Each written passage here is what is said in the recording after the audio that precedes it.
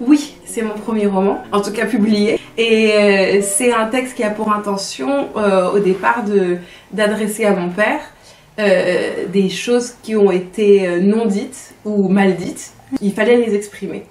Et l'urgence, ça a été les 30 ans. Tout d'un coup, avoir 30 ans, c'était la question de savoir qu'est-ce que c'est d'être un adulte. Et voilà, par rapport à un père très présent, comment on fait.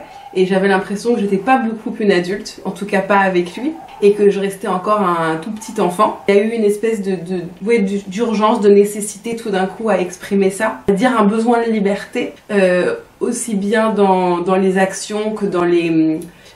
qu'affectivement. Et du coup, voilà, le livre aussi entre...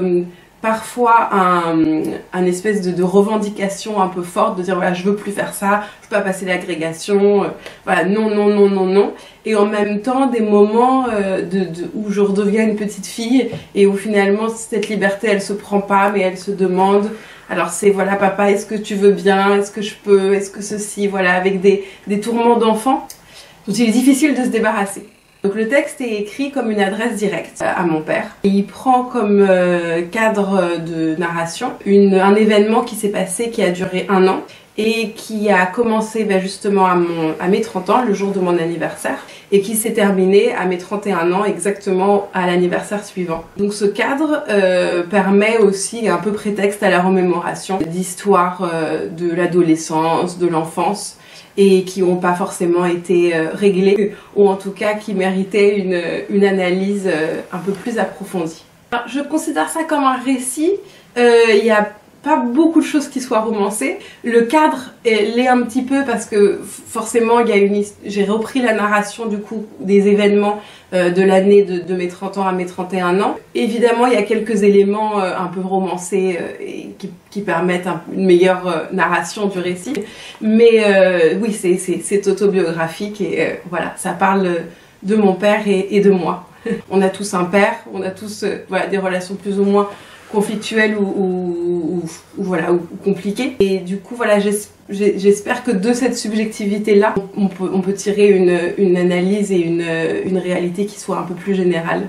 C'est un père qui est très présent, très exigeant, qui effectivement a plus ou moins élaboré un avenir pour sa fille très construit, avec un itinéraire, une route dont il ne faut pas déroger. Les études de philosophie, l'agrégation, voilà, il y a des espèces d'éléments comme ça qui sont importants et qui font qu'une vie est bien menée. L'idée, c'est de savoir est-ce qu'on peut mener une bonne vie aussi sans forcément répondre à tous ces éléments ou pas. Et c'est ce qui est difficile pour la fille, c'est un moment de se dire est-ce que ces valeurs-là qui m'ont été inculquées depuis mon enfance sont les miennes ou sont celles de mon père?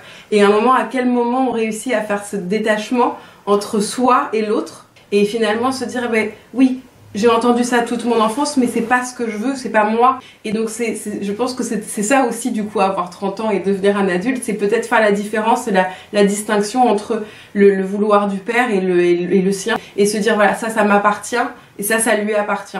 L'agrégation, c'est son problème, c'est lui qui veut l'agrégation, mais moi non.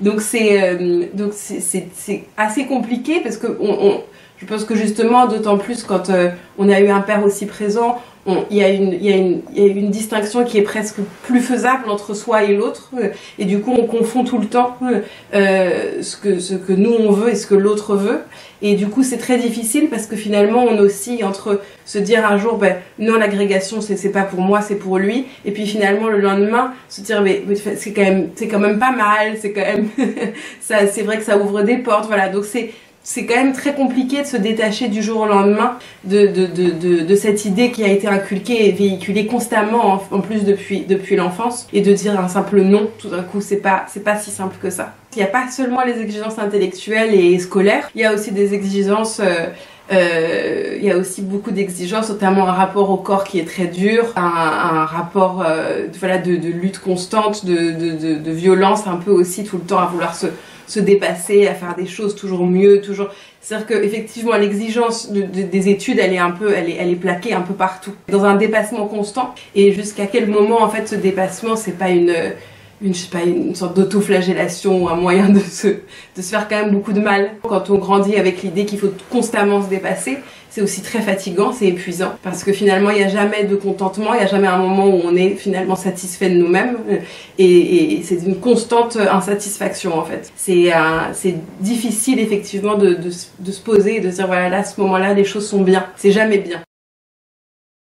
Et donc cette adresse tout d'un coup directe au Père, cette lettre écrite au Père, c'est une forme d'émancipation, en tout cas une demande de liberté qui parfois oscille entre une affirmation et une forme de supplication un peu. S'il te plaît, est-ce que tu peux me laisser faire ça? Est-ce que j'ai le droit de faire ça? Et parfois une forme un peu plus autoritaire de je veux ça, je veux prendre ça, et qui est difficile à assumer aussi pour la fille puisque finalement c'est quand même 30 ans de conditionnement dont il faut tout d'un coup se libérer. Et donc voilà, ce qui explique un petit peu ce va-et-vient entre une forme plus autoritaire et parfois tout d'un coup la petite fille qui revient et qui demande gentiment à son père est-ce que tu peux me donner plus de liberté, est-ce que je peux faire ça? Est-ce que je peux dire non à ça? Je pense que la manière dont ça a été écrit, oui, c'est un petit peu à la fois une analyse et un petit peu effectivement une manière un cri, de cri intérieur tout d'un coup, de dire voilà, cette fille, tout ce qu'elle n'a pas pu dire pendant 30 ans, tout ce qu'elle a gardé ou alors qu'elle a mal dit parfois sous le coup de la colère, ressort tout d'un coup dans une espèce d'urgence et de cri effectivement de colère, de dire voilà, écoute-moi pour une fois, entends-moi. Ou alors lis-moi plutôt et voilà ce que j'ai à dire et ce que j'ai pas forcément réussi à dire pendant toutes ces années, et en même temps d'analyse parce que il y a quand même une volonté aussi de comprendre pourquoi l'autre agit de cette manière-là, pourquoi le père se comporte comme ça.